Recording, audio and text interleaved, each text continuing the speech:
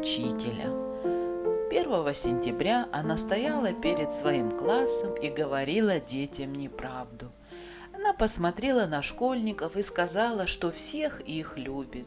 Но, по правде говоря, это было не так, потому что на последней парте в ряду около окна сидел один мальчик, которого она не очень любила.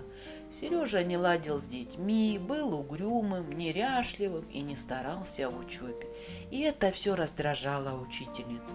Частенько она делала ему записи в дневник красной ручкой.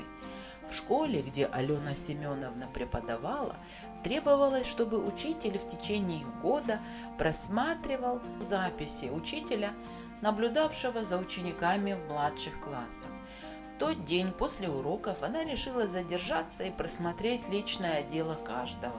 Одно дело заинтересовало ее больше остальных. Переворачивая листы голубой папки Сережи Зернова, она почувствовала, как что-то кольнуло ее в сердце. Его первая учительница написала следующее: «Сережа – яркая личность, с чувством юмора, приветливый мальчик, очень аккуратен». В конце 2 класса была другая запись. Сережа – блестящий ученик, имеет много друзей в классе, но он сильно переживает за маму, которая неизлечимо больна. Уделить ему больше внимания, возможно, поговорить, спросить, как ему помочь.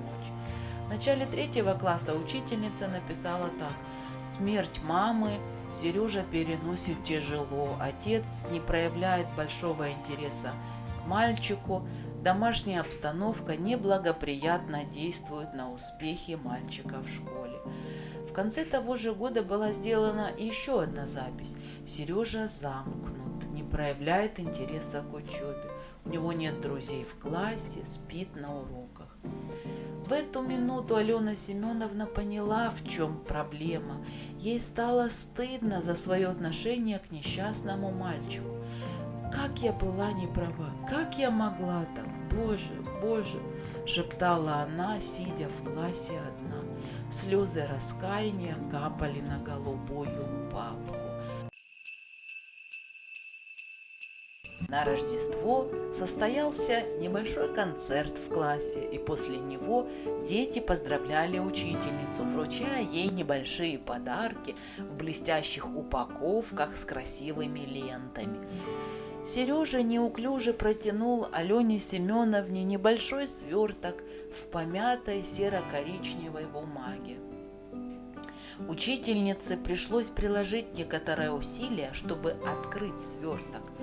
Некоторые из детей начали хихикать, когда она достала браслет из ненастоящего жемчуга и маленький флакончик начатых духов. Она остановила смех детей, когда воскликнула, рассматривая браслет: «Какой красивый, Сережа, мне очень нравится, спасибо!» Затем она каплей духов коснулась запястья. После уроков Сережа подошел к учительнице и сказал: «Алена Семеновна, вы сегодня пахли, как моя мама». После этого случая Алена Семеновна перестала учить детей математике, литературе, рисованию. Она стала воспитывать детские души, укреплять их уверенность, помогала им осваивать материал. Особое внимание Алена Семеновна обращала на своего Зернова, стала больше подбадривать его, хвалить и помогать в трудных предметах. В конце 11 класса Сережу отметили как одного из 5 лучших учеников в классе. И вот на последнем звонке Алене Семеновне опять пришлось сказать неправду, когда она, стоя перед классом, красивая, сияющая, признавалась, что всех их любит. На этот раз она любила Сережку Зернова больше всех. Прошло некоторое время, и она получила весточку о том, что Сережа в тройке лучших студентов. Прошло еще несколько лет, и он прислал ей краткое письмо: «Алена Семеновна, я окончил университет с отличием. Поздравьте меня, вы самая лучшая учительница в мире. Затем еще 4 года прошло, и пришло еще одно письмо. Дорогая Алена Семеновна, я защитил диссертацию. Поздравьте меня, вы самая лучшая учительница в мире. История здесь не заканчивается. Она получила еще одно письмо весной. Дорогая Алена Семеновна, я встретила очень хорошую девушку и хочу жениться на ней. Я очень хотел бы, чтобы вы присутствовали на моей свадьбе и сидели на месте, где сидела бы моя мама. Конечно, Алена Семеновна согласилась. И знаете что? На свадьбу она надела тот браслет и пахла теми духами, которые Сережа подарил ей на то Рождество.